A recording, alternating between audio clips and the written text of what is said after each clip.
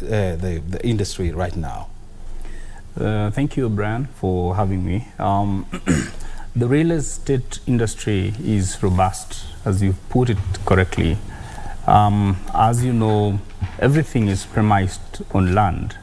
Talk about the resources that we invest. I mean, everything is invested on land, and being a major factor of production, then real estate comes into play, and how well we manage that estate, of course, determines whether our productivity is going to be positive or not. Mm-hmm. So I mean, real estate industry, this is a field I have been for the last better part of my life.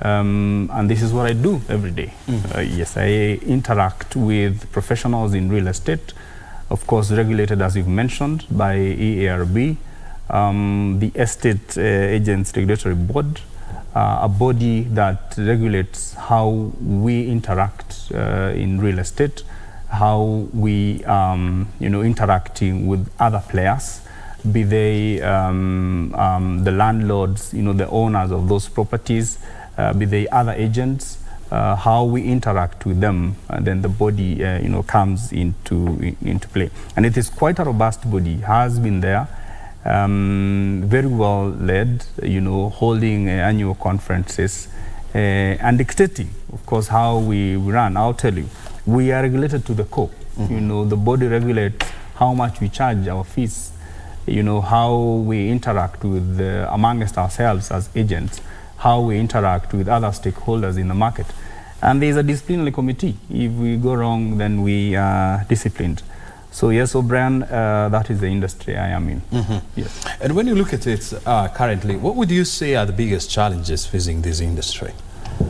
Other than the economics, that's affecting every other sector, I think the industry has, been really affected by what, has been happening for the last 1+ years, which is the digitization of the sector, where the registry, for instance, is digitized, and the access in processing of data and such is controlled. And I'll tell you, that has been a major challenge. Mm-hmm. And businesses, sometimes have been unable to perform because of the low speed at which, that information can be processed. Mm-hmm. Yeah. So when you talk about, the automation of, the land registry, and this is, of course, a move in the right direction, because we have had a situation whereby, the manual land registry, has been manipulated by unscrupulous land officials, to issue fake title deeds and allotment letters and so much. But of course, we know that this has been an exercise that has been going on for the last 5 years. So where is the challenge in the automation of the land registry? Well, Brian, the process, first of all, was, by and large, a political process. Mm-hmm. Because it is in the interest of the government of the day that proper adjudication of land is done, that proper transactions involving real estate are done. So what's the goodwill? And when we have a change in governance, does that affect the process? And I will tell you, yes, it affects. So the challenge has been putting together, and I would want to think that it might have been that we bit so much that we were unable to chew. Mm-hmm. We possibly would have gone in smaller phases, so that then we are able to automate this process. And I agree with you totally that this is the way to go. This is the way to go. But when you are doing a changeover, mm-hmm. do you close a system, in this case the manual registry, before you open the other? The phasing out of the manual registry possibly would have been a bit smoother if the two ran together for quite some time before the closing of the manual and opening of the automated registry. But I can't agree with you more that this is a process that needed to have happened 10 years ago, before all this, malpractices in the industry happened. We have also seen the launch of the digital registry, which has been credited with, the fast turnaround when it comes to issues like searching of title deeds, green cards, and so much. Has this really been of help to the industry? Definitely yes. Any automation, while properly handled, of course increases efficiency and transparency, and that has happened. We have experienced the speed at which these documents can now be processed is higher and well improved. I'll tell you, when it was manual, it was possible to to manipulate the search, for instance. Now it is not possible. Before you search my parcel of land, I have to okay it, because I'll be alerted before you go ahead. That was not happening in the in the manual registry, so it has helped the industry. Other than the hitches that came, and I'll tell you those are the two problems. Other than those hitches, this was the right direction to be taken, and it is now working. Yes. You see, this digitalization process, is a child of the National Land Policy, which came into force in 2009, which, among other things, talk about digitization, in a bid to streamline the land industry in this country, which has been plagued by so many challenges, and you have just mentioned some of them. Is the manipulation, of title deeds,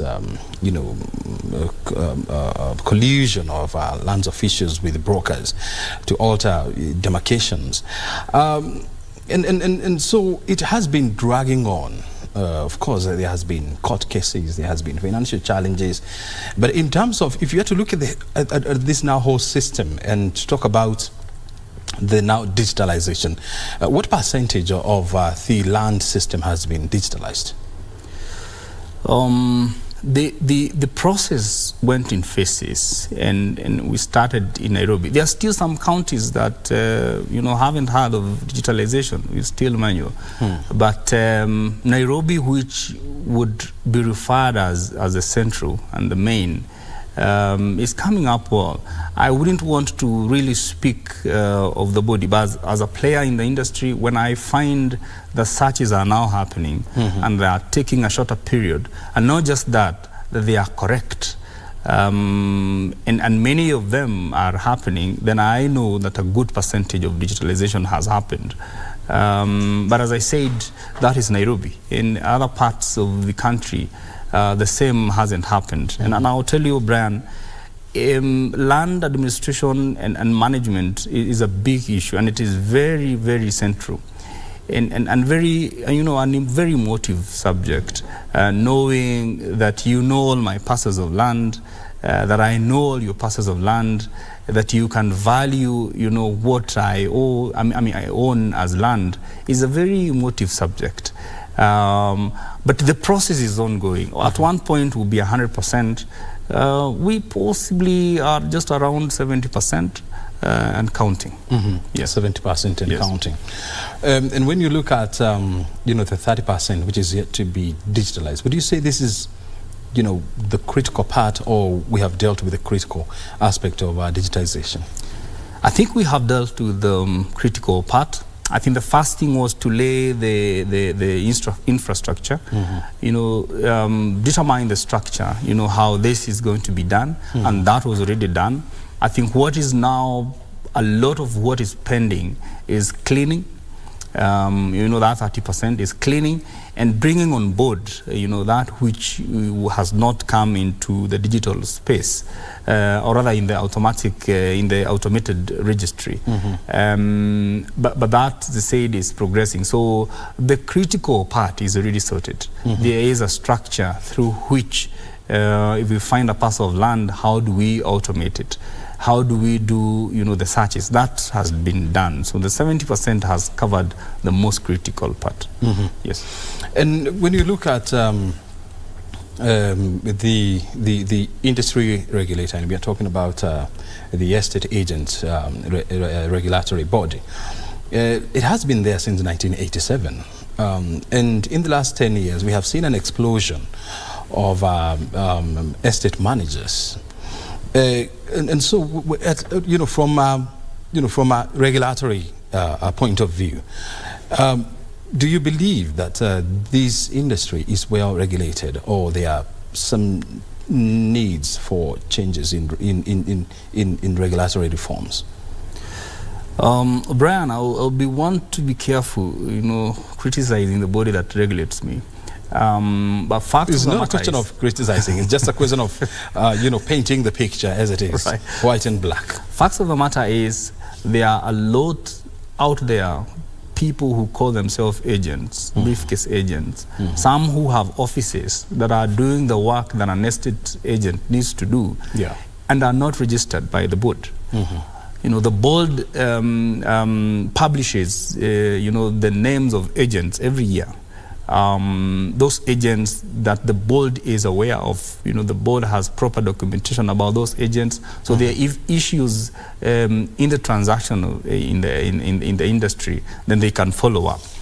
There needs to be a lot of work done by the board, and as you've said, the last 10 years there have been that. But I also tell you that within the same 10 years, I think the board has worked tirelessly towards bringing on board and to account all who call themselves agents. But a lot more needs to happen. A lot more in terms of ensuring that everybody who calls themselves agent, everybody who interact with transactions regarding real estate is registered by the board. And the process is easy. The qualifications are not as high. But there's still people out there who haven't seen the need. I'll tell you, possibly the board needs to be strengthened, more facilitated by the relevant ministry, so that then we can achieve 100% in terms of regulation. Yes. Let's talk about a strengthening of the board. Which areas do you feel there is serious need of strengthening? Looking at the structure of the board and the way it is constituted, we only have, I think, one office. There is a need for the board to spread its arms. How that office is based here in Nairobi, at the National Titling Center. Well, it's at the Survey of Kenya. How well that can be distributed into other counties, because real estate transactions are happening in every county. So we need to have proper regional offices, and not just physical offices, but with staff that can be able to go to the very inner of the estates, to go to the registry and ensure that everybody who do a transaction in regards to land or property is registered. So I think in terms of spreading its arms, enhancing its human resource, because I'll tell you the law is there and how to deal with them that are not registered and are dealing with the real estate sector. But who gets to know that this person is not? And unless we have members of the board present in every county, in every registry, then that might be, a tall order. Yes. Again, when you talk about, capacitating the EARB, what aspect of the board should be capacitated?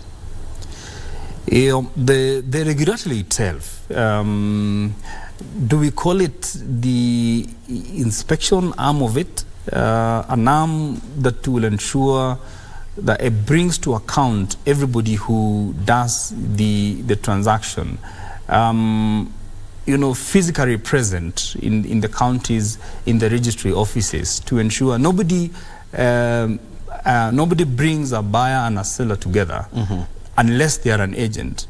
Nobody does, the aspect of rent collection and property management unless they are an agent.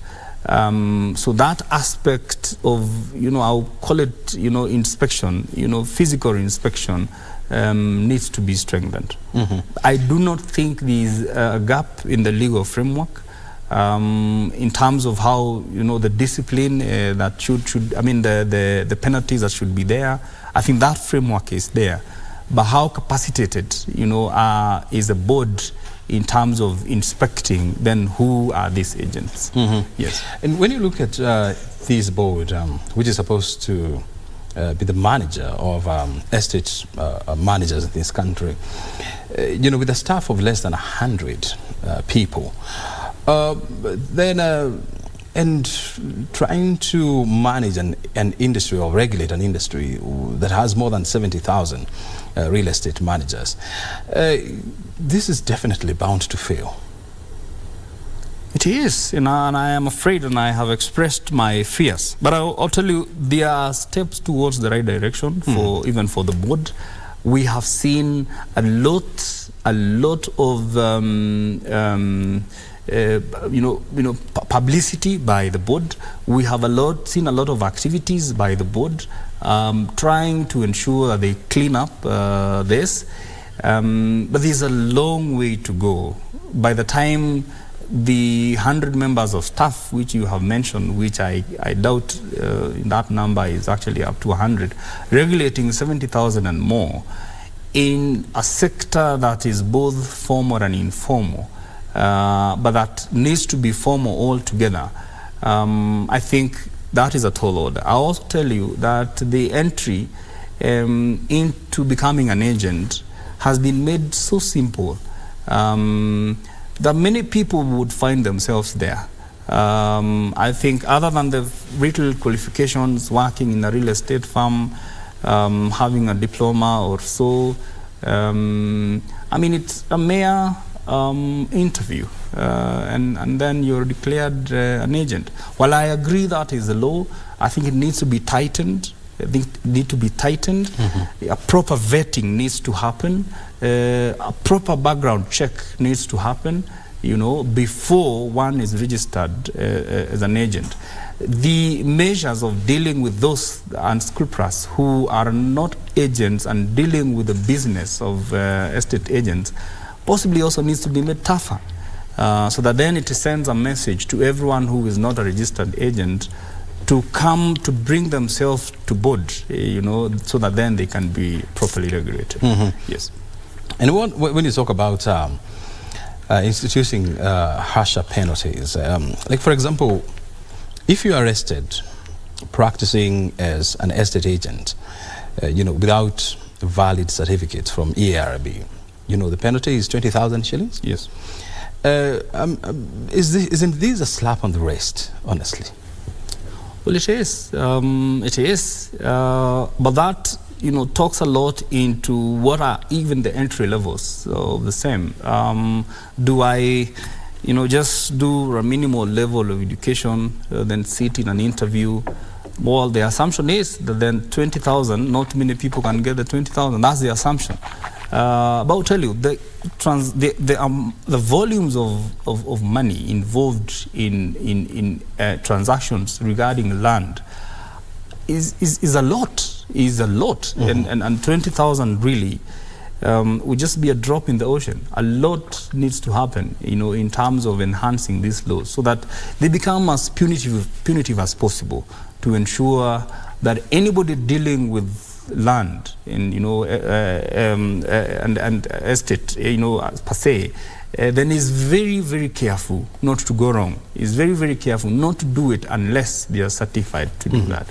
Yes. You see, when you look at the estate agent board of the UK, where Kenya borrows a lot of its management as well as practice, it works closely with estate managers to weed out quacks in the industry, to weed out people that are not qualified to be estate managers. Do we have such a collaboration here in Kenya? Little or no, Brian, has happened in terms of ensuring that those who are estate managers then are responsible enough to report others who are not. But I think, and that's a challenge to me as an estate agent and to others who are registered. That's a challenge to us.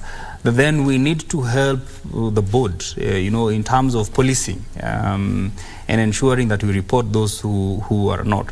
I mean, bottom line, anybody who is dealing with any document regarding land, any transaction, so to speak, anybody should ask them whether it is a financial institution, whether it is the police, whether it is a landlord, whether it's a property owner. Anybody should ask them, are you certified? When the landlord is paying a commission, for instance, for an agent bringing a seller on board, the first thing you should ask for, are you registered with the board? Where is your certificate? Before I pay you the commission, where is the certificate? The banking industry, for instance, should also, when money gets into my account and I see these are proceeds of agency that I helped so X sell land to Y, the first thing you should ask for is, are you certified? Are you registered with the board? And if you're not, then we start policing and weeding out those that are not registered.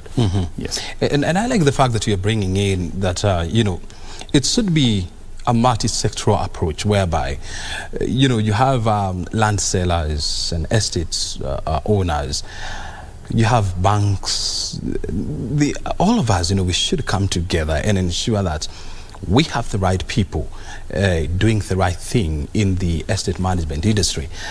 So why is it not happening? Well, it isn't rocket science doing it. Why is it not happening? I think many Kenyans do not have the goodwill to do it. And many of the Kenyans who possibly have lost money in the transactions have opted to keep silent. Which is not a good thing. So we need to have responsible citizens, and all of us needs to participate. Maybe the ERB needs to come up with incentives. If I report you've dealt with land transaction and you're not registered, what is the incentive? I mean, what is the incentive? What do I get? What protection do I get in return? Because I'll tell you, some of the people dealing with land transactions are possibly wealthy, and large amounts of money are involved. And Kenyans also, the sellers and the buyers, need to take time. Land transactions should not be hurried. I shouldn't meet you today and tomorrow I'm paying you for a piece of land.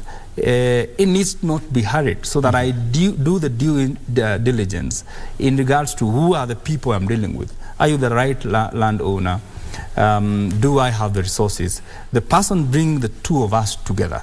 Are they registered with the relevant authorities, in this case ERB? So we shouldn't really hurry. So it's a question of, are we responsible citizens, all of us, towards bringing sanity in the sector? Yes. Out of the more than 70,000 estate managers that we have in this country, through your estimation, how many do you think, are legally certified? Brian, I haven't checked on the list, but it's there, released by the board, and it's released every year, but it doesn't get to that number. It doesn't get to those tens of thousands. It doesn't. So possibly just about half of that are properly registered. I will tell you, people have companies and are not registered, and they're dealing with land transactions, and that is not right. That is not right. And that is quite sad, because you see, when you look at other industries, like for example, the pharmacies and the Pharmacies and Poisons Board, for you to certify that this pharmacy or this pharmacist is registered with the relevant authorities, then they have QR codes. You can send an SMS number to a certain to questioning, and you get instant response. The same thing happens with the Bureau of Standards, whereby if I am doubting that, this, cap is fake or it's genuine. I just need to scan the QR code and I'll be able to know whether this is genuine or this is a fake product. So how comes the agency has not taken up this kind of an initiative? It possibly is coming up. Possibly is coming. I don't want to speak on behalf of the board because I'm not a member of the board. But the beauty of it is that you're in this industry and you interact with the board. I am. And these are some of the questions that... Yeah, I think there's need and dire need to do infusion of certain technology aspects, technological aspects into the board in ensuring that someone can ask me what my number is. Yeah. I mean, registration number is. Check with my national identity card, possibly look at my face and see my image and correlate the two. The three. That has not happened. But I agree with you totally that needs to happen.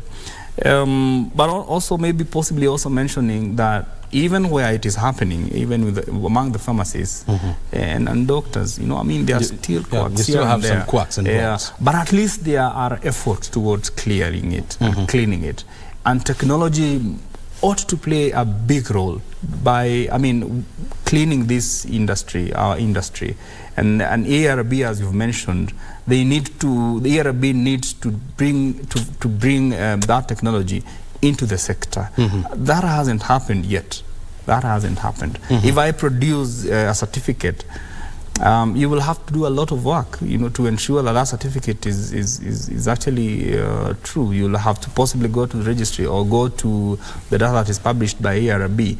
But instantly, you may not tell. That may be too late because the deal I have presented on the table for you might be too sweet. You are a seller. I have brought a buyer. So before you check whether my credentials are okay, you would want to finish this transaction. Yeah. And so this is a wake-up call, to EARB, to deploy technology, in some of its processes. Like, for example, the process of authenticating a property manager, whether they are registered or not.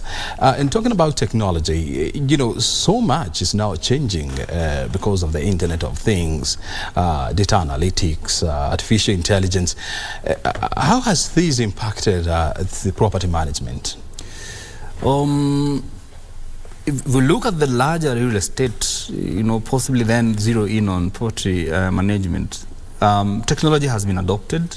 It continues. Our industry is quite dynamic, and a lot of new technologies are coming up day by day. So it has really impacted in the sense that there has been an uptick of technology in the industry. Just talking about the plain ones. Today, if you are selling a property, then you do what they call digital marketing. That is technology. Going to social media, doing email marketing and such. That is technology, as compared to putting a board somewhere in a property and saying this property is on sale. So yes, it has come. When we talk of virtual tours in properties, so that a buyer is able to tour a property on looking at a video of a property and is able to walk through all the rooms in a property. That is technology. But there are even deeper aspects of technology. Is this happening in Kenya? It is happening. It is happening in Kenya. Virtual tours are happening in Kenya. Yes. But in a country whereby the integrity of our buildings has always been into question, is that a good route to pursue? Technology? Well, it is. It is, because it is also the same technology that looks at the integrity of structures, for instance. So it is a good route to pursue. Infusion of technology in any sector, ours included, is a good thing to do, and that needs to happen pretty fast. That is the only way. Then we'll make the processes shorter, more efficient, more transparent. What Addis is doing, for instance, is adoption of technology into making sure that the transactions in the real estate are proper, transparent, above board, to ensure that nobody loses their money. Yes. And how are you working around the automated valuation processes? I say the virtual tour is one of it, that I don't need to come into this room to know how it looks like. Today there are those technologies. I mean, when you see a drone, for instance, touring a property, that is part of getting the data that I will need to say this is the value I place on this property. Data analytics, there are tools, digital tools that does a lot of data analytics. And this possibly would be more useful to lenders, to financial institutions. So they look at this area and they can pick Nairobi, a portion of Nairobi, and say this is the data we have for properties in Nairobi. This building was costed this, the other. So we employ a tool, which is technology. And then we are able to tell, then this other property, which has these features similar to this, that was put up this year, would possibly also be valued this much. I've also seen proposals by tax experts saying that, as part of broadening our tax base, the Kenya Revenue Authority should work with estate managers and property managers to identify landowners and property owners who are not paying taxes. Do you think this is also a way of broadening the tax base? And can this kind of a collaboration work? This can work and is working. Many firms that are registered to do property management are also registered with KRA as agents. So we have a lot of data for who the landlords are, and it is in black and white. So that collaboration needs to happen. How KRA handles that, I am not very sure, but that collaboration needs to happen to ensure that a responsible Kenyan, any responsible Kenyan, then pays their taxes that are due. But I'll tell you, it is there. It is there. Those firms that are agents to KRA and are also property managers have that data. And many of the landlords, I'll tell you, do not have a problem paying taxes. Many of them, only that they haven't been reached out. And Kenyans, being Kenyans, they wouldn't volunteer to, the information to KRA, but they do not have a problem paying taxes. Yes. And also talking about technology, when you look at the smart home technology, which is now becoming quite rampant, whereby I can just check to see what is happening in my house when I'm still seated here. I can put lights off in my house when I'm seated here. How widespread is this technology in the industry? Not a lot, but it's happening. A certain class, has adopted it. Of course, this also depends with the value you place on your property. If you value it that much, then you will employ such. And those aspects of when the door is opened and closed, I get an alert on my phone that it has been opened, it has been locked. There are, CCTV, for instance, in the house, so I can see who has opened, who has locked. Lighting, water meters, power meters, those are there. The uptick is not as fast. But I'll tell you, among certain areas of estates, where people have placed good value on their properties, that is happening. Of course, that is more on residentials. You will find also in commercials certain tenants putting such technologies for their offices. But in many buildings, if you walk around Nairobi, you will also find CCTV, monitoring, and that is part of what will be categorized as smart homes. Yes. Let's also talk about infrastructural development, especially here in Kenya. and infrastructural development, has a lot of impact on your industry. Because this would dictate how much, a tenant is expected to pay for the houses they are living in, the value of the land, and the accessibility, and so on. And we have seen a lot of development, especially around the road subsector. Has this managed to change the way the business is done in the industry? Well, yes, Brian.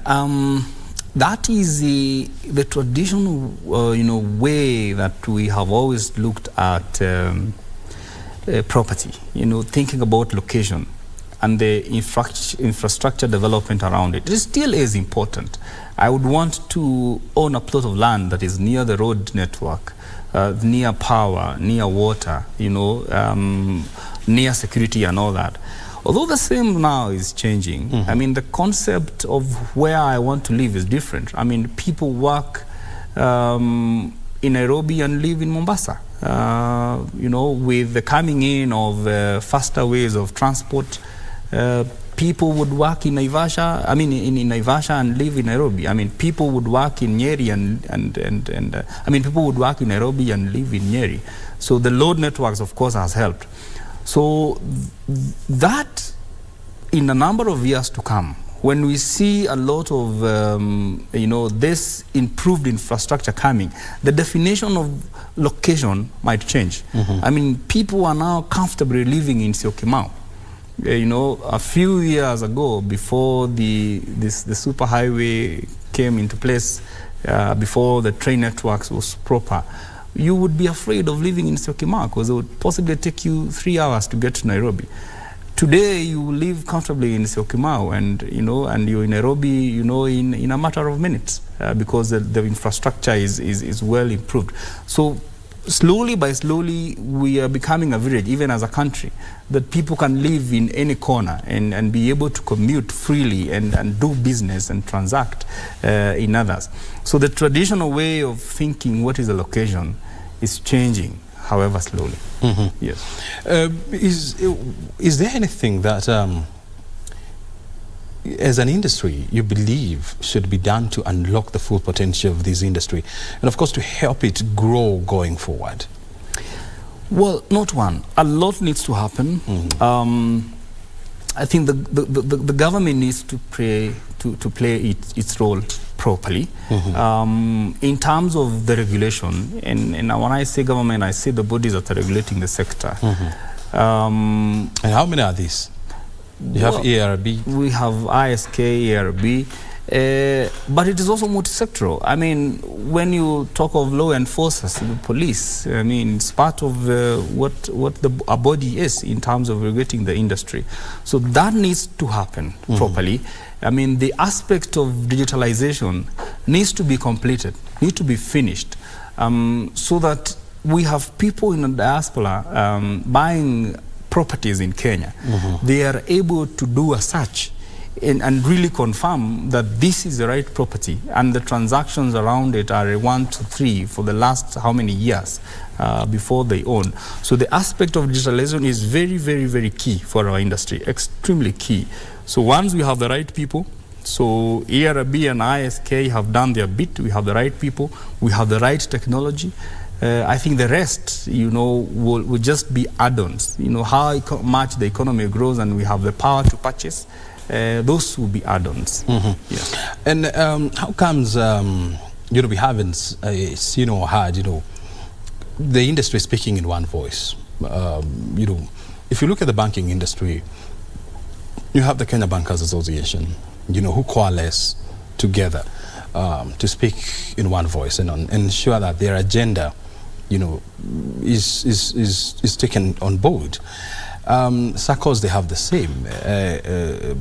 How comes we are yet to see property managers, coming together and speaking in one voice and addressing the challenges that the industry is facing? I think we have.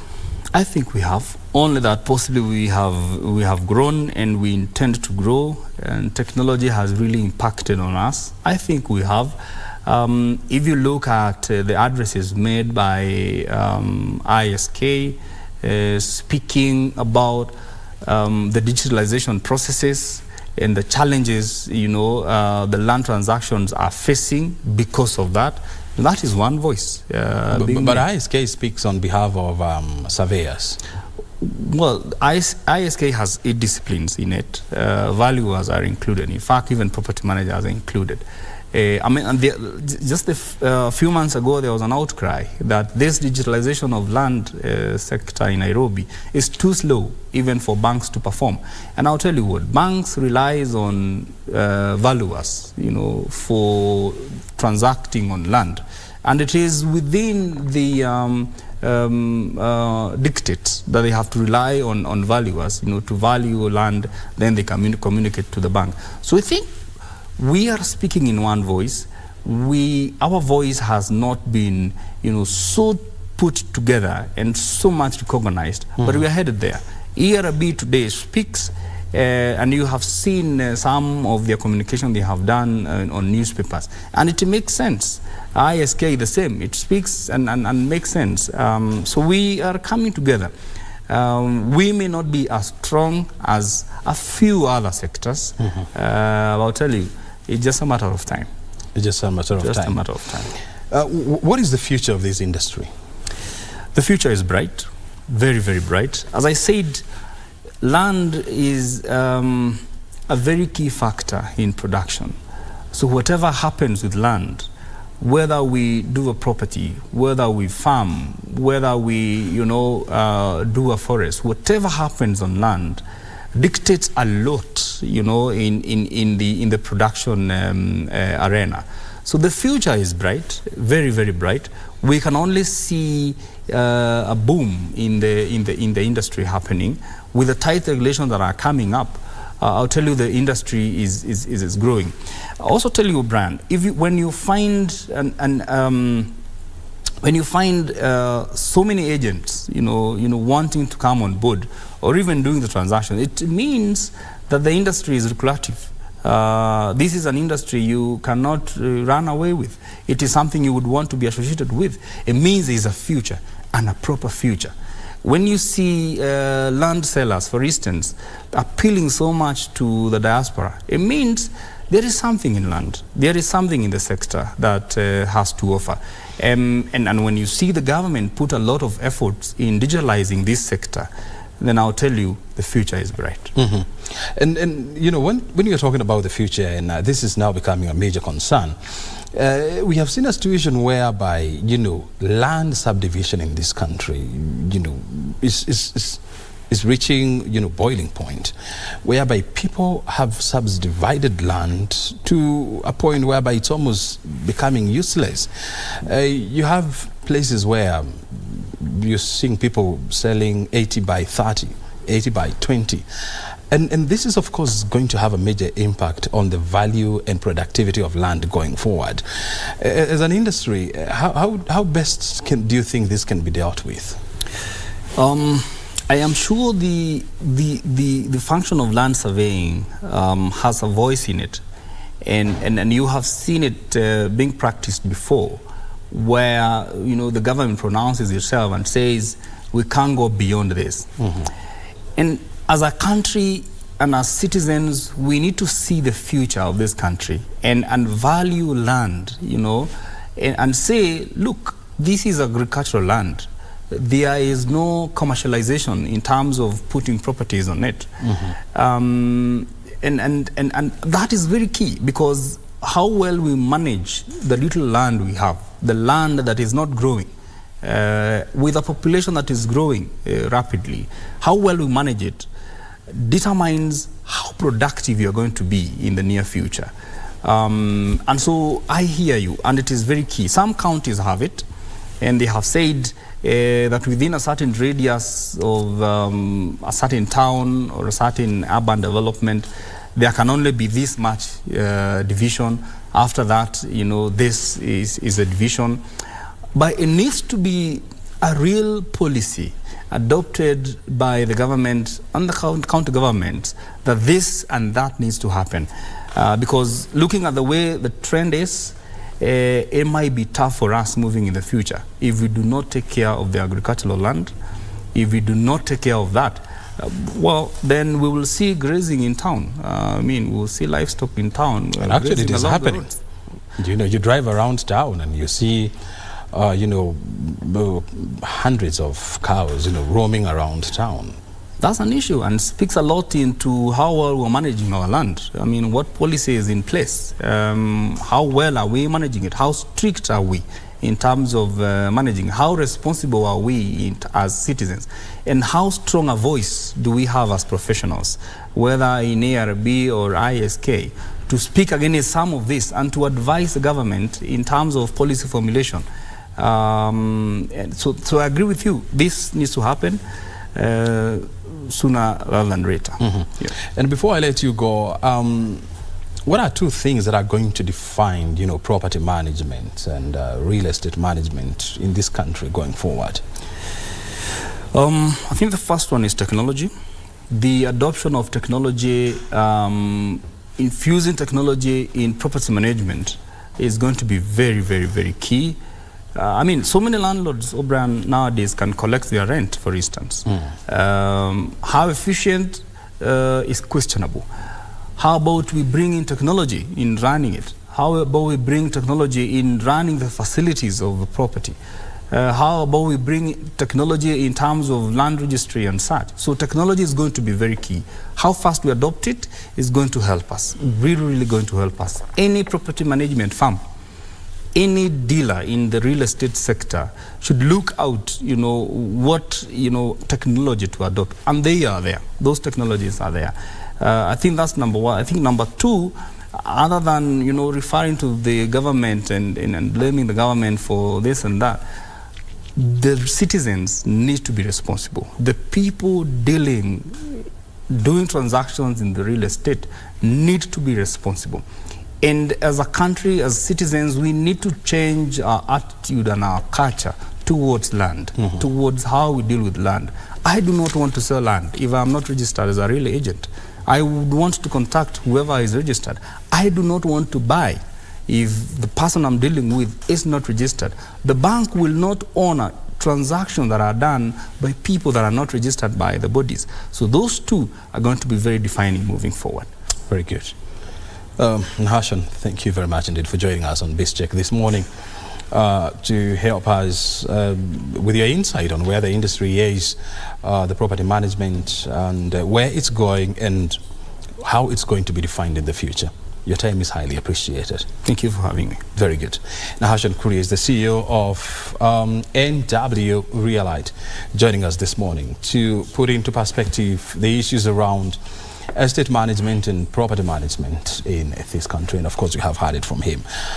I told you when we were starting that on this show, we're going to look at the issues of diaspora. It is becoming a critical cog in economic development.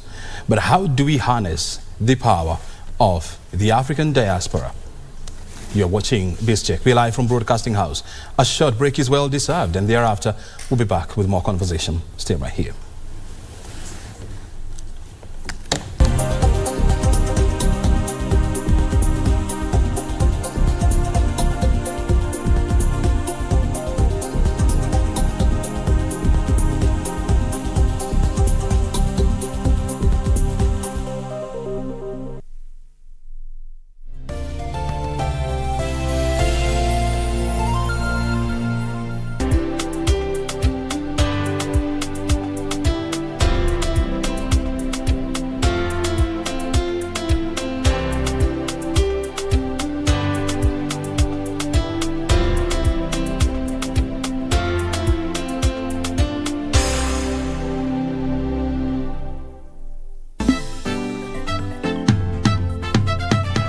What is this?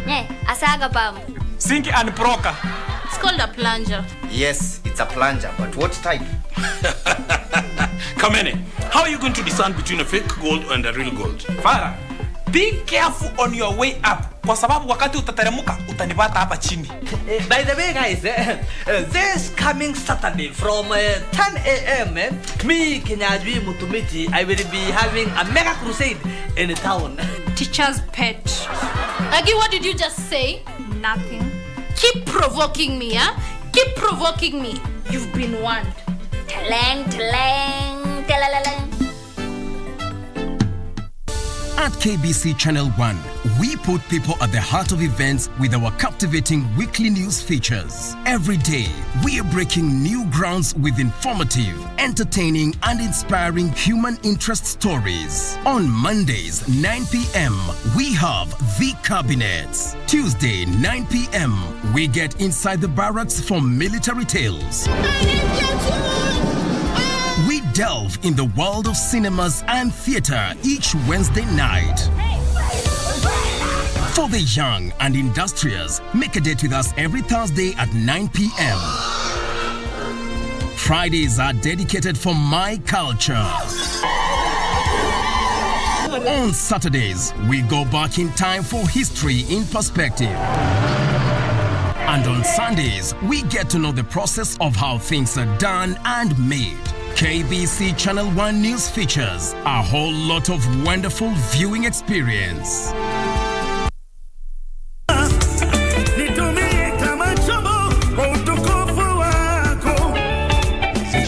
You've heard about the spiritual realm, the existence of spiritual powers, the demonic, and also the fallen angels, and also the angelic realm. These people work for the devil. Okay. But they are in ranks, because the deeper you go, the more influential and powerful you become into sorcery. So you begin as a witch? A witch, then a sorcerer, then a wizard. Then a wizard. Yes. Maybe I can ask, what is it that a wizard can do that a witch cannot do? By the time you get there, that's when they finally reveal to you that the light that you are seeking on this journey is given to you by the light giver called Lucifer. So those who are in the lower degrees do not know that.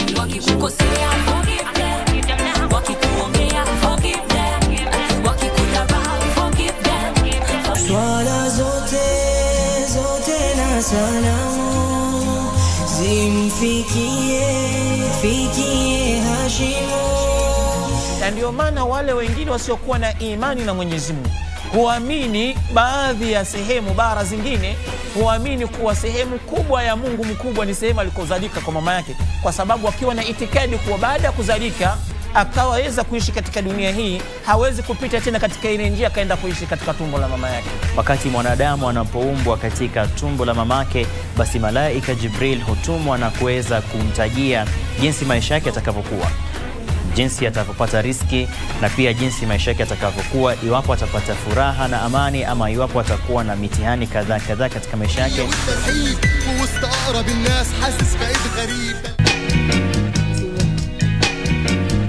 Unataka kusema ujui sisi ni akina nani? Ni kama sikukumbuki. Tiffany, sio wewe. What are you talking about? Mama Paul hajakwambia? Please, if you find her, tell her Joel is normal. I pray that God gives you and the rest of the family the strength to pull through this.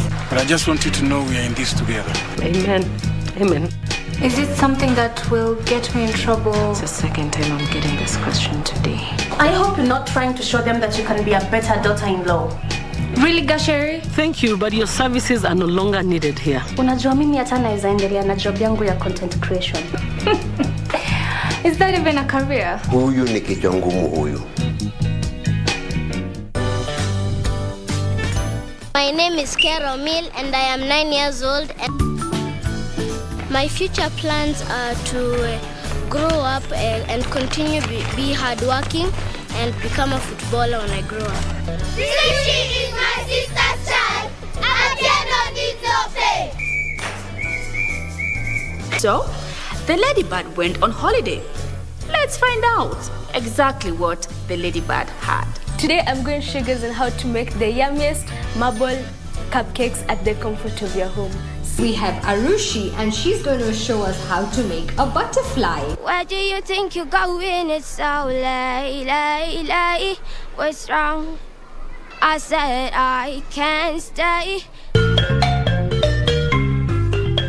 Kwenye mkulima tutaangazia ufugaji wa ng'ombe wa maziwa, kisha tujadili lishe kwa mifugo. Tunaweza tukasema ya kwamba hata katika vyakula vyetu ambavyo tunavitumia nyumbani, Uwezi ukatumia ugali peke yake. At least ni vizuri utachanganya na vitu zingine ndio hiyo ugali ikaweze kuteremka. So hata katika mimea ama mifugo zetu ni vizuri uweze kuzichanganyia nayo iweze kupata hiyo ladha ya vyakula. Ungana nasi Jumamosi saa 10:30 hapa KBC Channel 1.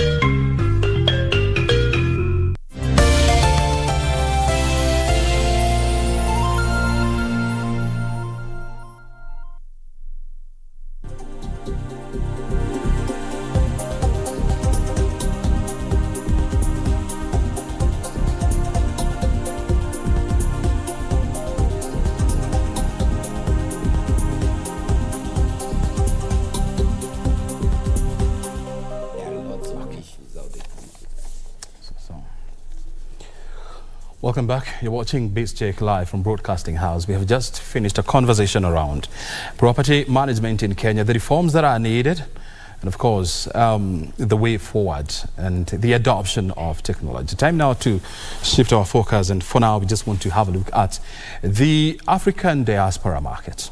And I was talking about statistics.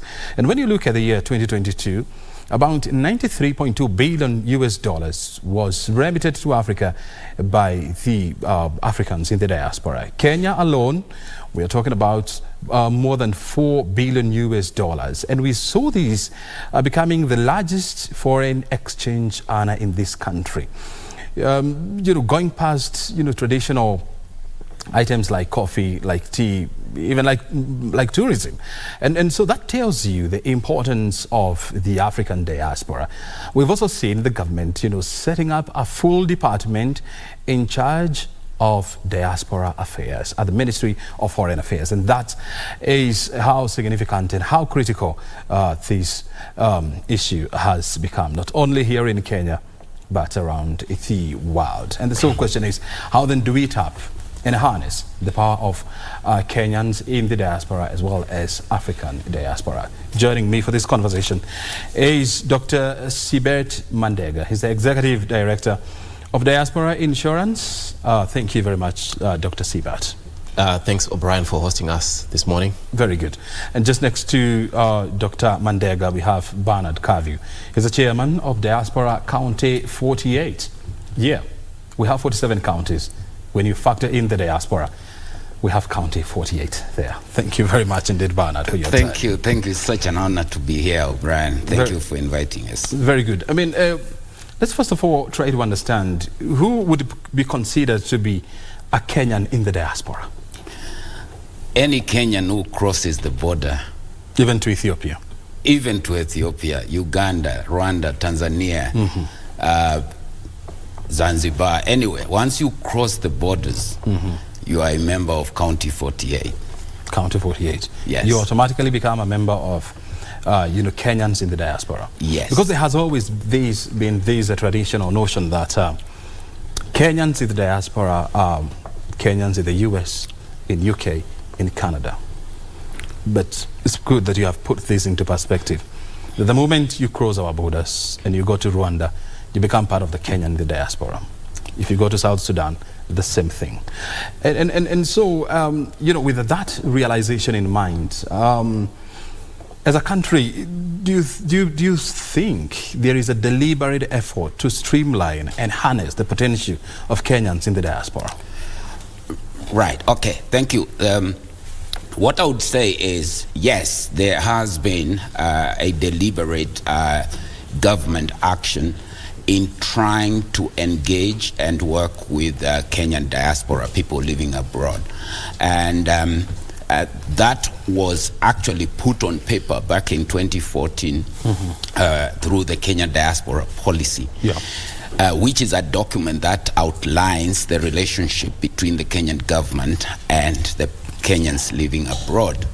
And actually, it's in that framework where the future issues of, for example, registration for voting, voting stations, and so on and so forth were captured.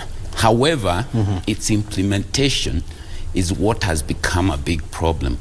There was what we regard either as a deliberate or intentional misinterpretation of that policy, when it comes to implementation. I want you to hold on to your thought. Because for now we just want to go to the signature more, where there is a conference on ecosystem restoration, and the PS for Environment, Festus Ngeno, is on the microphone. Let's first of all listen in, and then we'll be back with the conversation. Tree growing plan. But it is hard to be looked at it from a restoration perspective, so that it is not only that we are asking counties to pull in some money for tree planting. No, we want to look at it from an ecosystems and a restoration strategy plan. That is what we are going to discuss. So that by the time the governors are discussing with you as the decision makers, and with your chief officers and all the directors that you work under you understand. Number two, a concern that has been raised by the World Bank team, also for you as county governments under FLOCA, is the PCRA program, the performance, what do you call it? Participatory climate risk assessment. The team are feeling that you guys are not moving as fast as you could, because if that assessment is not finalized, it can inhibit your access to the grant, to the investments. So kindly, colleagues and from counties, kindly take that seriously. We have deployed our teams from the headquarters, Directorate of Climate Change, to help you in your plan. I know quite a number of you are doing very well. I was given an assessment of various counties that are doing well, but some of you are not taking it seriously. No, when you are doing the 2%, 3% on the climate change fund, which you guys, most of you have found it running, and you were the first guys to utilize the readiness assessment. By the way, that readiness assessment fund was meant to prepare you to receive the investment grants. So you need to take charge of the PCRA program and deliver it. Remember, the budget is passing. We expect that at the summit, and I'll talk about it on 4th to 8th of September, that His Excellency the President is going to release or sign off the investment grants to the counties. So it is only those counties that will have fulfilled their mandate that will be able to receive. I co-chair the FLOCA program with PS Treasury, and he has mentioned that he is concerned about the same from the PIE unit at the National Treasury. So I'm urging you, as I make these remarks, that you take that seriously. Number 4 is on the litigation against government institutions. I think it's important the lawyers are in the house, and you are aware, you follow news, that His Excellency the President provided a directive that no government institution should litigate against the other. I presume you are all aware about that. And that whoever litigates the other one will take full responsibility. So for county governments, mulijipanga kwa summit. And I know the President must have communicated this to you. And I think I heard Governor Waikuru mentioning the same that. And that is why I think the Water Act 2016 has served that fate. That thing has been in court for a very long time, because we need to pull it out for negotiations. Same thing, and of course, again, institutions between ourselves. I'm happy that NEMA and KFS are sitting here. Sometimes and this is important to contextualize. Most of the programs that happen in national government or county, either between KFS that needs to provide a permit or NEMA. Sindio? Unapata NEMA anasema nimepeana, unapata KFS anakataa. Ama KFS amepeana, hajakonsult NEMA. So now when it comes to us in national, we wonder now, so what is two institutions fighting each other? But we have agreed that should not happen. So even between ourselves as national and county governments, so NEMA, KFS team on the ground, kindly negotiate with the county government on these matters. It is not a blanket check. I've been in the county. No. When you're in the county, you can say you are government. We have to go too. We are supposed to talk at an equal power with national government. So sometimes counties will say, no, we are governments or now, which is true, which is unappreciated. But the point is, I think for us to move the agenda, the whole government approach that we've had, His Excellency the President expound, is about working together to deliver on the mandate. That's why we brought you here to look at it. It's a presidential directive, 15 billion, but we've noticed that for us to deliver this, we need the county governments on board, and that's why we are also talking to your governors in the next few days. Lastly is to invite you to talk about the Africa Climate Summit. Of course, climate change is saying delegates attending the Ecosystem Restoration Conference, and this is coming at a time when there's also a major conference in South Africa where parliamentarians are meeting to discuss climate change as well as the restoration of African ecosystems. And we saw William Ruto there yesterday, speaking passionately about the reason why we need to be concerned as Africans and why we need to speak with one voice in regards financing to locally led climate action is a bottom-up, right? It is a program that we are building resilience in the communities, livelihood resilience, mitigation, adaptation measures for us to be able to really be able to walk through the effects of or the vagaries of climate change, and it is an existential threat to humanity. So one of the key things that we are asking you, and of course through the FLOCA program, and I know we'll work together with COG, is the issue of working in terms of programs that are accountable and looking at it from the lenses of the mwananchi, right? FLOCA is going to be a very, very key program. We are negotiating quite a number of other support partners. It's a 5-year, but we want to pull it through to more than 10, 15 years to build resilience of communities on adaptation, mitigation, and livelihood resilience program. But as we ask you, we are saying we need to provide solutions as county governments to issues of climate change.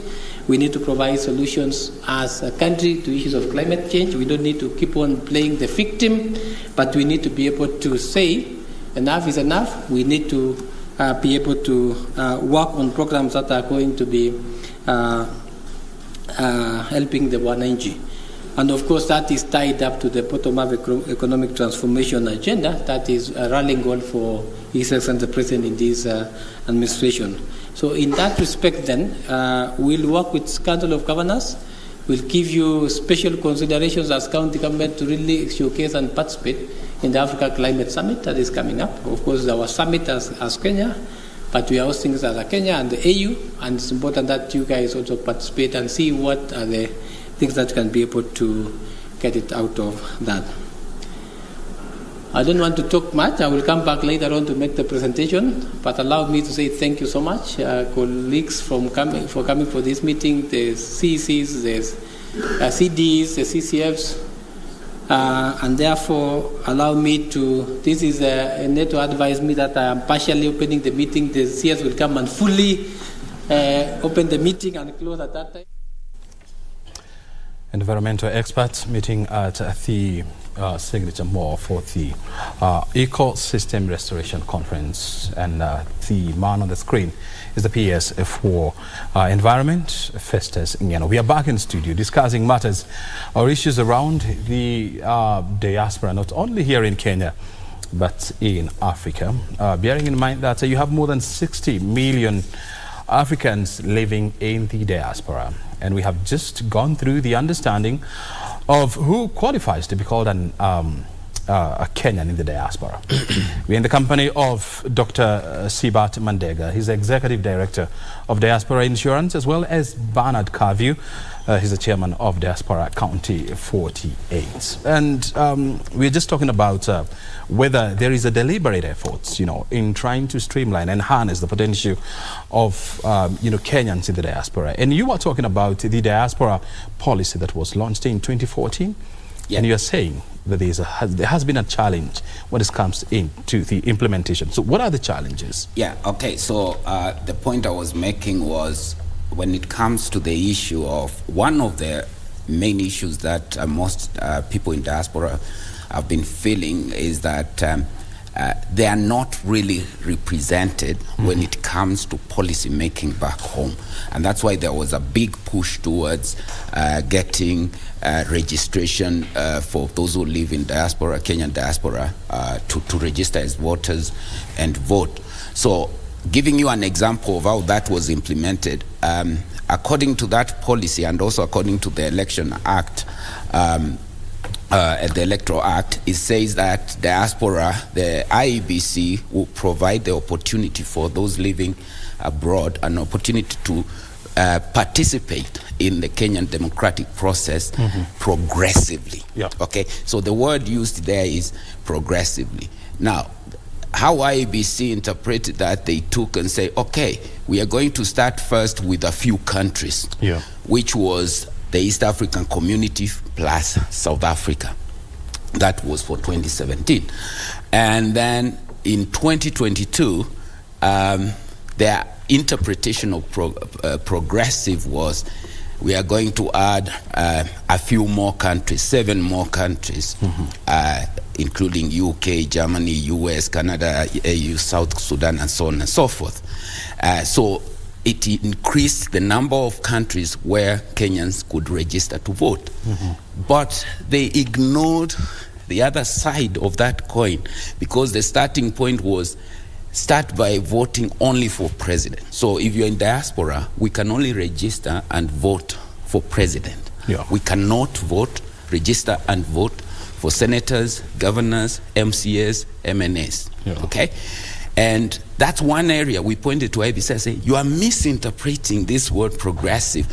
Progressive, when you're increasing the number of countries where we participate, you should also increase the opportunities of which seats we are going to vote for. So since 2017, it was for president only. Come 2022, president only. So we are saying this needs to be revisited, and revisited very quickly, because by the next election, we want to be able to participate. At least we are not saying, we can say MCA, we can wait, right? Even maybe member of parliament, again, we can wait. But at least let's also participate in the elections for senators, because they cover the whole county, and governors. You see, so that's one area. And to come to the other issue that we have really, really struggled with is the issue of the Kenyans. Everybody talks about our contribution towards remittances and so on and so forth. But there's the other side of that coin, which nobody looks at, is the struggle and the pain that a lot of people in diaspora go through. And when I talk about struggle, I'm talking of people so distressed that they get stranded in diaspora. People so ill from sickness, they cannot work, they lose jobs, and they are suffering in diaspora. People dying in diaspora, right? And when that happens, we've been employing the same Arambe spirit of mchango, okay? Let's fundraise here. So you'll find you are in about 10, 20 WhatsApp groups. A Kenyan who is suffering from fundraising, okay? In the diaspora. In the diaspora. And the image that has been created around the diaspora is a community that is disease-free, that is poverty-free, that is trouble-free. But you're here just to confirm that that is far from the truth. And I want to bring Mandenga, to this conversation, and I want to hear from you. Bernard here has enumerated some of the challenges that the Kenyan in the diaspora, go through. You are from Zimbabwe, another country that has a significant number of diaspora. Do you relate with what he's saying? Yes. Like he said, my name is Sibet. I'm from Zimbabwe. I'm from Diaspora Insurance. Definitely the challenges, because working in the insurance industry and working with the diasporans globally, the same stories are the stories that we hear from all diasporas are the same. Because our product or products that we do and that we craft are targeted at diasporas from Africa. And the stories are the same in terms of distress, in terms of people losing their loved ones. And then they want to bring them back home, which we call repatriation. And most of the times you find that families don't have enough resources to do that. So like Bernard is saying that in these WhatsApp groups, they actually function as fundraising platforms to say, I've lost my brother, I need to send him back home to Kenya, or I need to send him back home to Zimbabwe or South Africa, and I require at least £10,000 or $10,000. Please kindly help me. Or even on GoFundMe platforms, people go on to create a GoFundMe platform to fundraise, to bring their loved ones back home. So the stories are the same, and people are still using, most people are still using that kind of like communal approach of trying to solve issues in the diaspora. And this is why we're here to discuss how we can move forward as a people in terms of our development and advancement. You see, problems and challenges, make people to think deeper and try to develop solutions. And that's how the diaspora insurance, concept was brought about. I want to hear how have the diaspora responded to this? Yes, so we began our business about more than 12 years ago. After realizing the same stories coming across, we see them on many platforms, people struggling to meet their challenges. So the reason why this has been happening is not that there are no insurance products available in where most of the diasporans work, but it's because the products that are available there in most countries are not tailored for the African diaspora. Why? Because of the nature of our existence. Like you mentioned in the beginning, that about 92 billion US dollars are being remitted to Africa. So that tells you a very important aspect of African diasporas, that socio-economic connection between us and Africa.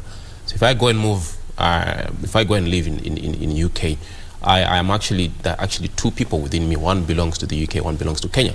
So those socio-economic ties are very strong. So it matters most when it actually comes to your end of life. So where am I going to be buried? Where am I going to be laid to rest?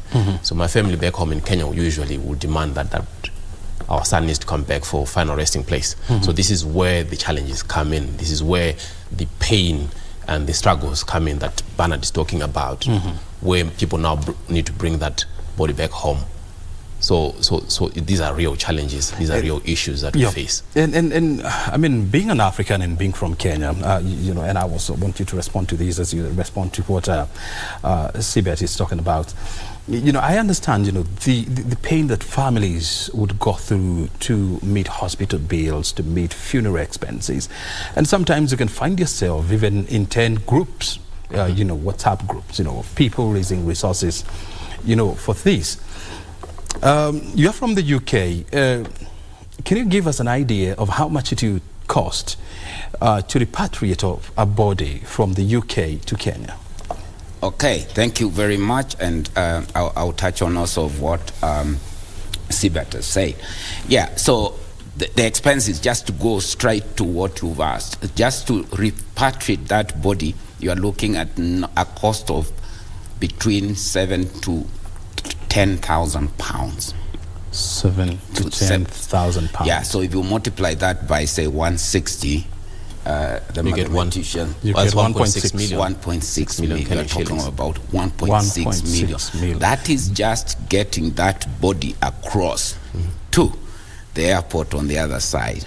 You've not yet buried it. You haven't buried this person. That person is not buried yet. And of course, it's not, this body is not coming straight from the airport, to the graveside. Yes. There's also another ceremony in between. Probably, maybe they need to spend more time in the morgue, as the funeral arrangements are being made. So you'll be talking about almost 3 a.m. Yes, absolutely. And let me tell you, I'm talking about maybe a proper body. I'll give you a case where we faced where one of us drowned, and it took a while to find him. And you know what happens when people drown, the body decomposes, and now trying to repatriate that required very specialized coffin, you know, it has to be fluid sealed, you know. So I think just that repatriation cost us about, so it can go significantly it was high. about 15, I think it was to the tune of more than 15,000 pounds. 15,000 Yeah, pounds. because of the preparation required for the body to be repatriated. And it's not just about repatriation. You're not just sending a bag or cargo. Yeah. Family has to accompany as well. Yes. So you're talking about flights of family members that need to accompany that body. And maybe also their personal belongings maybe need to be shipped back home. So the costs, if you start adding all those up, they start jumping up to higher figures. Yeah. How often do you go through this?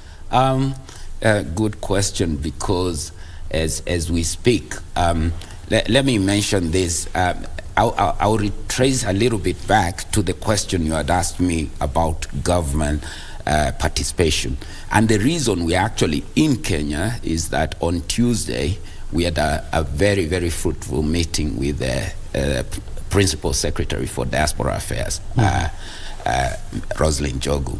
And the reason we came is because we've been communicating, and one of the things she mentioned was an unfortunate case of a Kenyan who was brutally attacked in February. We are talking of just brutally attacked in Albania, left for the dead. She was picked by Good Samaritans, taken to hospital.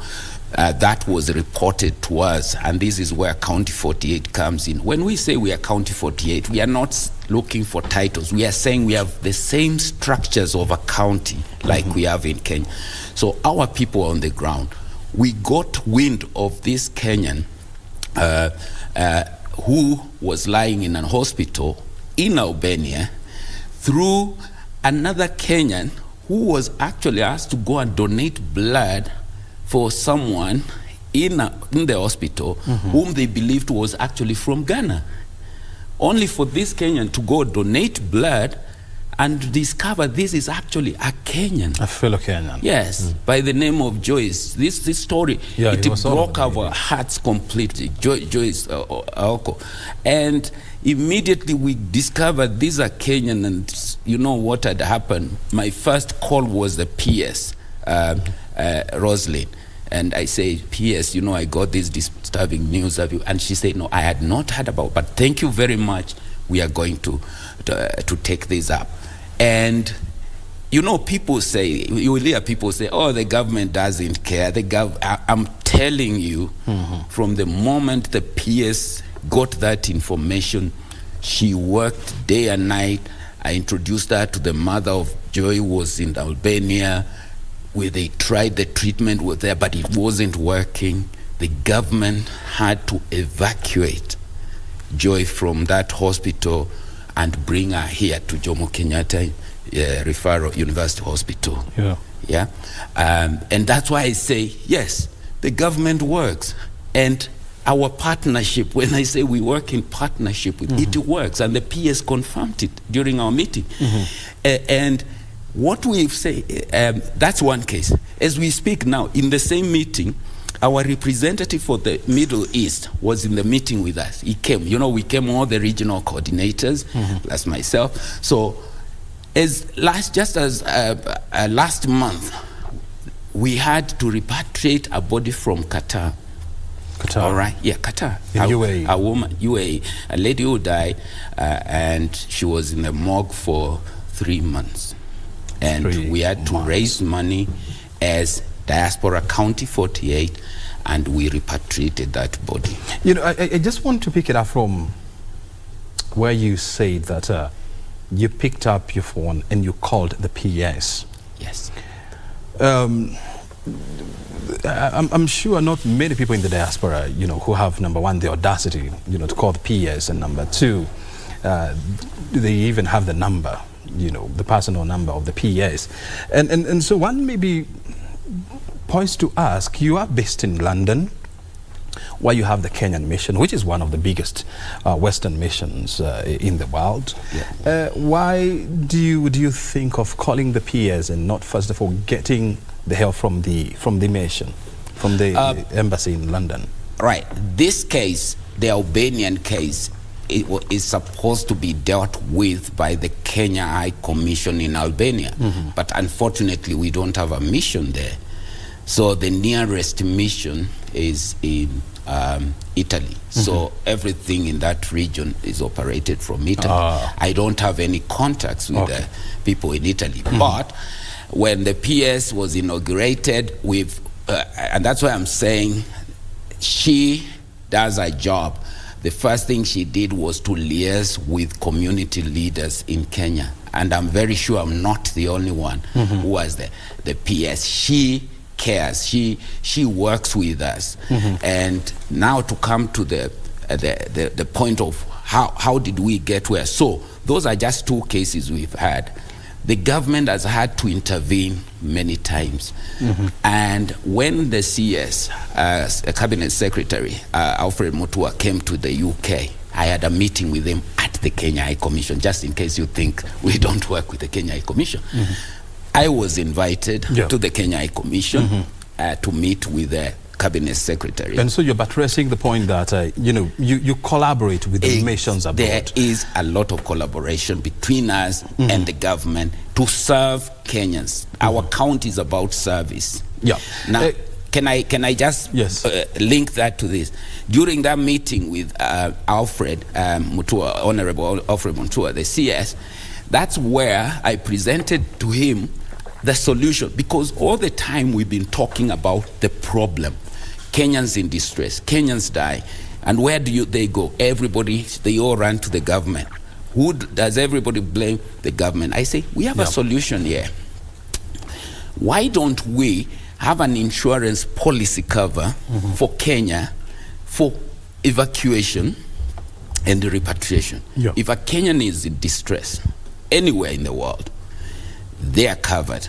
They pick up the phone, and within 24 hours, their ticket is paid. If they are in secure area, what we call safe spaces given to them, secure housing, until they actually get home. If they are dead, unfortunately, it covers evacuation as well. So a relative will call, and within 24 hours, money will be provided to cover not just the repatriation of the body, but also the other expenses, like Sibat said, people accompanying the body, and maybe those people. Remember, these people have been working in diaspora. They have properties. They have beds, houses, sofas, TVs.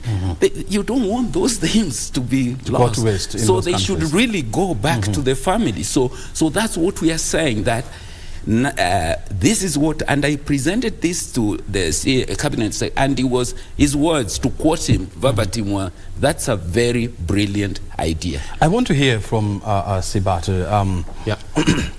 because the whole idea of diaspora insurance probably was inspired by another idea. What inspired the whole idea of coming up with the diaspora insurance?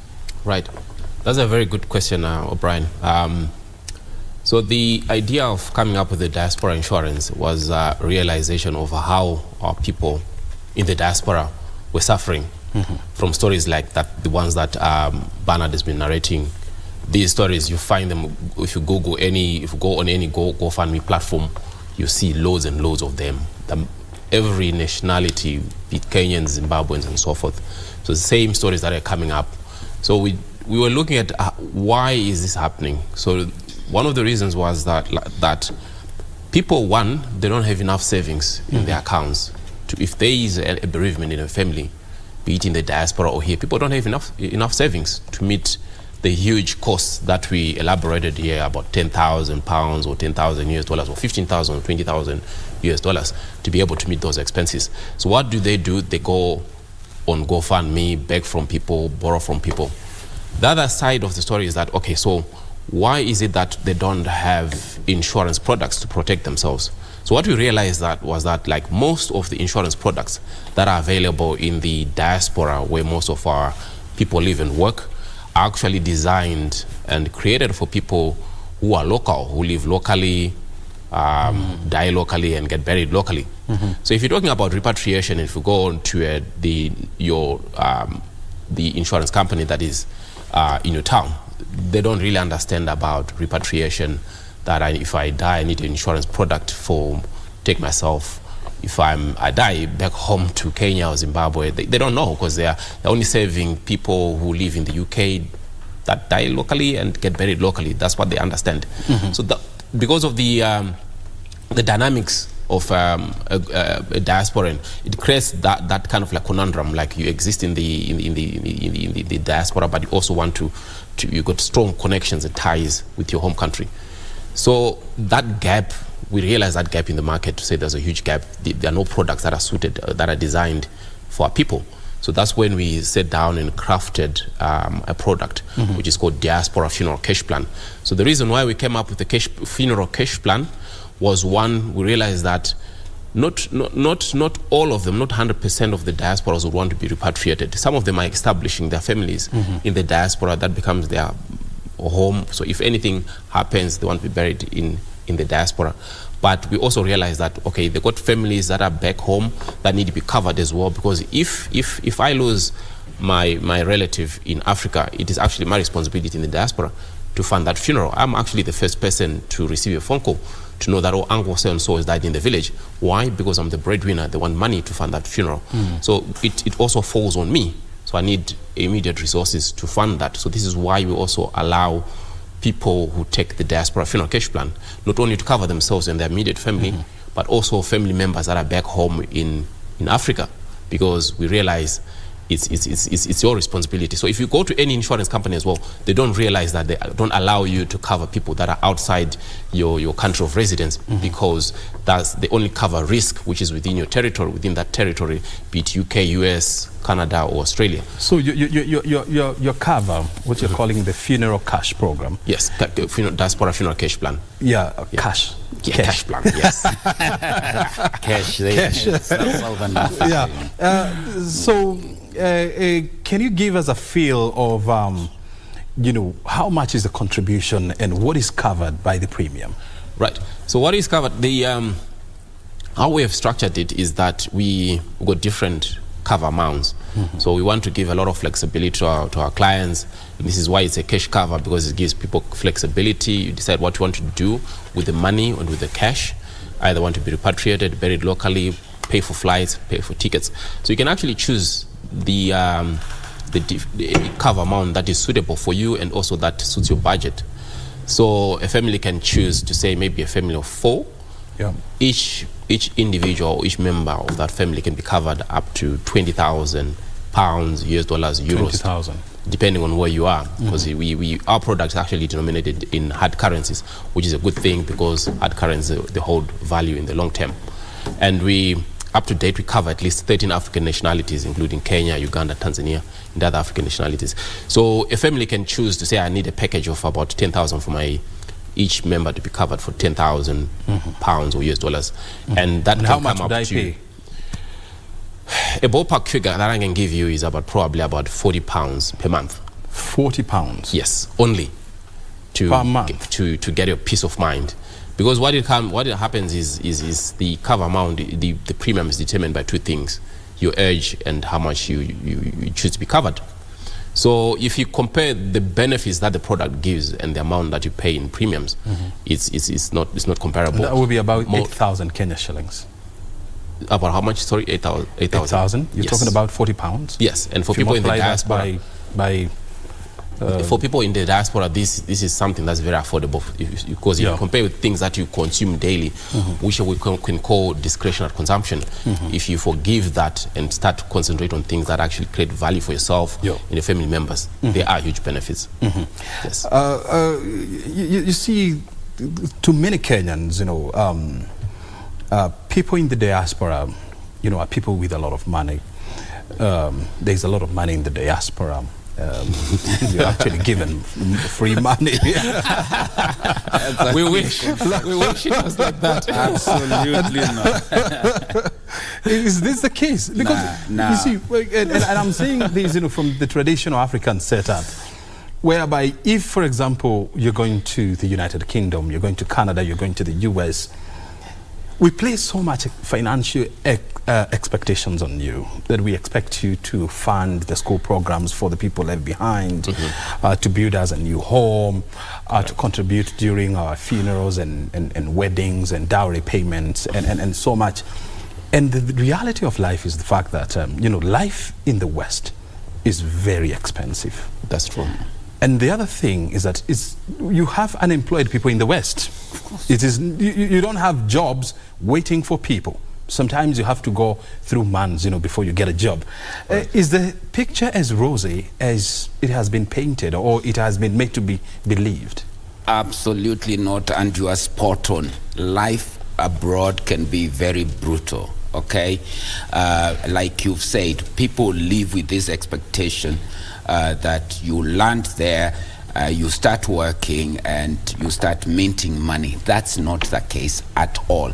And one of the things we discussed with the PS on Tuesday is we would like to be given the mandate to regulate, or at least to oversee what some of the agents are doing in this country. Because what they are doing is they are promising people heaven on earth. Something that does not exist at all. It's a fallacy. You tell people, okay, just get paid this X amount to the agent, we are going to get you a job, or you are a teacher, you are going to go to the Middle East, you'll be a teacher and all. It's all lies. You get there, and the job you are going to do is cleaning in the homes or driving if you are lucky to have a driver's license. That job you are promised does not exist. Okay? Some extreme cases is the job on the other side, the agents who are supposed to receive you and put you with the employer on the ground do not exist as well. You see, so what happens to these people? They get stranded on day one. And now the relatives back home have to start sending them money and so on and so forth. So one of the things we requested the PS was, allow us, we have people, we have the structure on the ground. We know who the employers are. We know what jobs are there. Let any agent here now be regulated, okay? Let the government, we can work in partnership and say, you are on the ground. Can we verify whether these employers exist? So there's that that's one thing we requested. We also requested that formal, because you asked me, you picked the phone and called the PS. You see, and that's the point I made to the PS. I say, all we are asking as Diaspora County 48 is formal recognition, where we have a formal letter. So when I pick that phone, you ask me to call the High Commission. The first thing will be, who are you? Why are you calling us? Do we know you? No. But if there is a formal letter from the government of Kenya saying, any issues concerning Kenyans abroad, we are working in partnership with the Diaspora County 48 structure. If they call you or if there's something they report, take it to the next level. You see, so we are just asking for that formal recognition. Is County 48 a private entity or a public entity? It's an organization. We are just a lobby group, basically, registered in the US and the UK. As we speak now, we are getting registration here in Kenya as an international NGO. As an NGO? Yes, but in the end, our hope is through amendments in the Constitution, Article 97, 98, which talks of 47 counties, change that to 48, and Schedule 1, which talks about the boundaries. If we can have that changed, tabled in Parliament, then a referendum, then County 48 can actually be created. A County 48? Yes. Can be created? Yes. So Kenya would have 48 counties. Which will involve now, Kenyans voting for the leadership of that county, and it will be subjected to the regulations that govern the other 47 counties. Absolutely. I wanted to hear this from Sibet. Yeah. You know, through this you know, insurance package that you have developed, do we have, you know, a country where this kind of a concept, you know, has been embraced and it is working and it has been institutionalized? To answer your question, I'm going to answer it in two parts. The first part is we've developed the Diaspora Funeral Cash Plan, which I was talking about, which has been in existence for more than 12 years. So this has been available to at least 13 African nationalities, and to date we've paid more than $4 million US dollars in terms of claims to deserving families. So that has made a huge impact to the families of those that have lost their loved ones. So claims have been paid, even families here in Africa, Europe, USA, and so forth. So this has made a massive change to our clients. Now, County 48 came to us and said, well, we've got a situation of the resources, so they end up coming back to the community leaders to seek for help, and then the community leaders, like the case that Bernard was alluding to, of that lady was attacked in Albania, then it falls onto the government. So it's like we can't keep on operating like that. We are people in the diaspora, we need to live by first world standards. So what we need is a sustainable solution. So you guys, can you come up with something that works? Very good. To say if any... Hold on your thoughts a little bit, and sorry for stepping on your shoes, because we now want to go to the Kenya Medical Supplies Agency, where the SES for Health, Susan Nakumisha, is launching the newly appointed board of directors. Let's listen in. More than 30 years.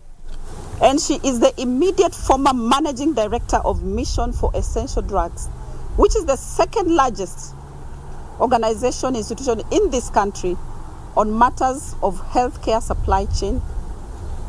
And therefore, I have no doubt that with her skill, experience, expertise, she's going to inject the same in this institution. We have other board members. I know Jane Batia, a representative of COG, a lawyer by profession, and we expect her to ensure that whatever is done within this institution is done as per the Constitution.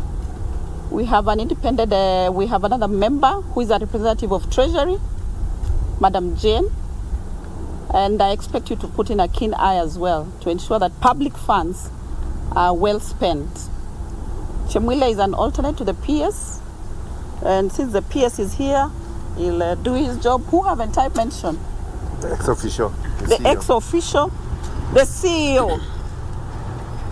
Many people asked me why I settled on Dr. Andrew Mulwa.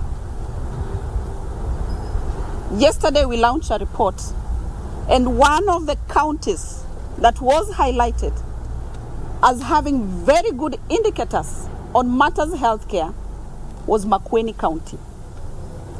Kenyans, many do not know that the engineer, the pioneer CEC for health for Makueni County was Dr. Andrew Mulwa. And it is based on that skill and expertise that I settled on him to act in the position of the Chief Executive Officer to be able to steer this organization to the next level. And myself, I am a supply chain expert, healthcare. So I believe we have the right team to ensure that we assist the president to achieve his mandate, but most importantly, to ensure that Kenyans access health commodities as and when they need it at the most affordable price. Lastly, this institution has undergone very many issues, and one of them is related to the staff. I hereby direct the CEO, effective tomorrow morning, all staff working for KEMSA, over 200 working from home, report to work tomorrow, 8 a.m.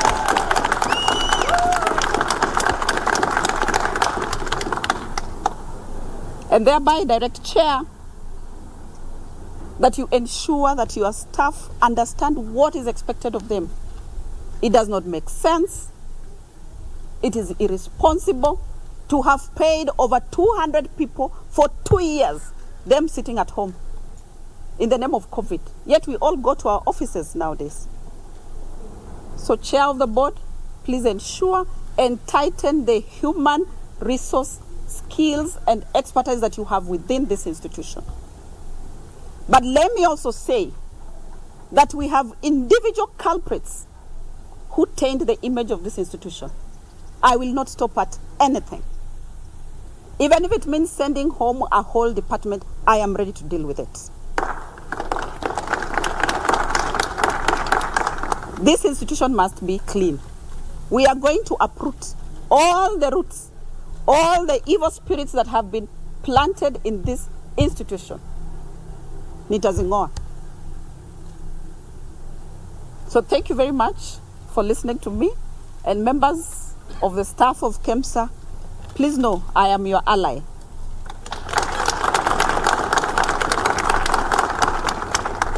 Should you see, should you smell something that looks like corruption, please come and let me know. Whoever it is. And I said I might not have any other muscle, but I will name and shame anyone who is brought to my attention. Investigation is done, and they are known to have caused problems in this institution. We must move forward as a clean institution. Thank you very much for listening to me. So, members of the further state, any questions? Well, that is the CS for Health, Susan Nakumisha, inaugurating the new board of the Kenya Medical Supplies in industrial area. We're now back in studio because we are almost winding up to give time for Kurunzi Mashinani. We're in the company of two gentlemen, Dr. Sibet Mandenga, he's Executive Director of Diaspora Insurance, and Bernard Kavi, who is the chairman of Diaspora County 48. Before we wind up, you were talking about, this concept of Diaspora Funeral Cash Program. Is this a concept that can be borrowed by countries and be implemented?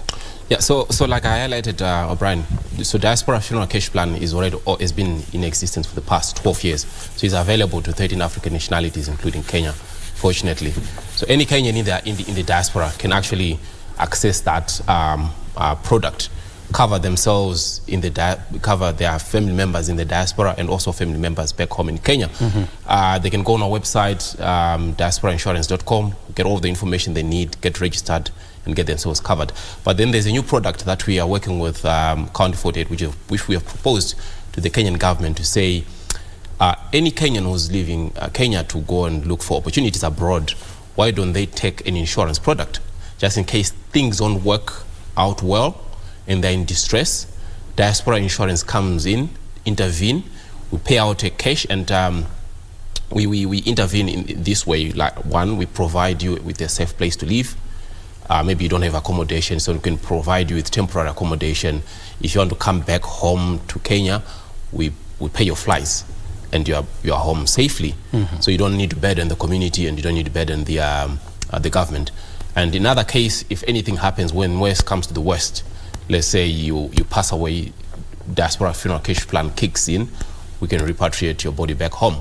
So that's a sustainable solution for people who are going abroad, for the community leaders, because for all you know, these people, they are working tirelessly. They get these phone calls coming in thick and fast. And I know that our social health program, in the name of our National Health Insurance Fund, has also been working, to provide insurance coverage for people in the diaspora.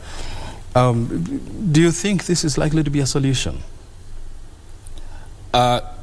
Having the cover, what Dr. Sibert has talked about, this is bespoke.